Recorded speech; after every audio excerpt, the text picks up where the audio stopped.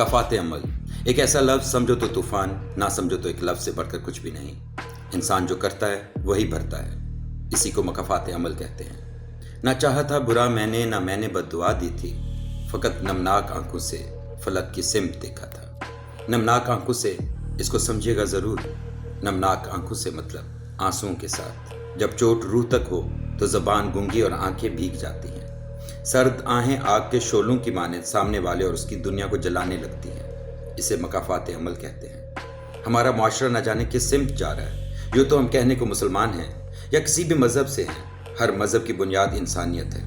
बस इस सबक को भूल गए हैं कि हकूक़ अल्लाह तो माफ़ हो सकता है, मगर हकूक़ुल इबाद नहीं।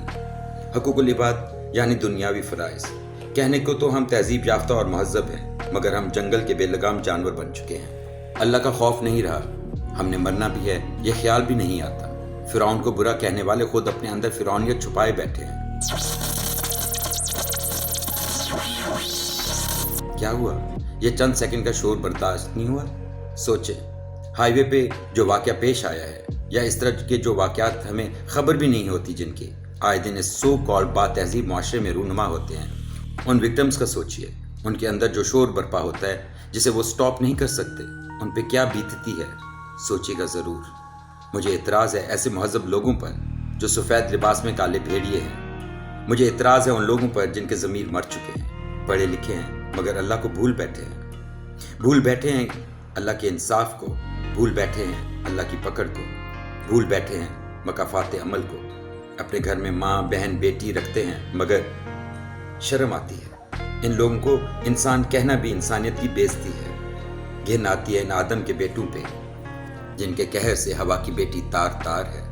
एक औरत की कोख से पैदा होने वाले उसी कोख को रुसवा कर रहे हैं। अशरफुल मखलूकात कहलाते हैं। ये बेज़मीर लोग भूल बैठे हैं कि कब्र में भी जाना है।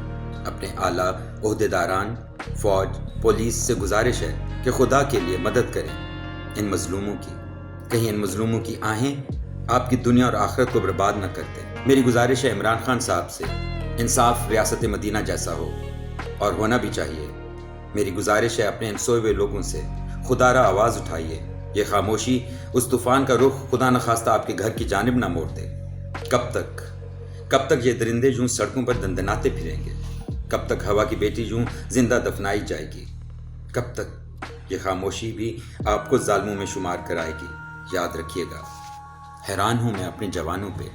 एक लड़की की पुकार पर मोहम्मद बिन कासिम हिंदुस्तान लश्कर लेकर पहुंच गया था, और आज वही लड़की अपने ही मुहाफिजों में गैर महफूज है।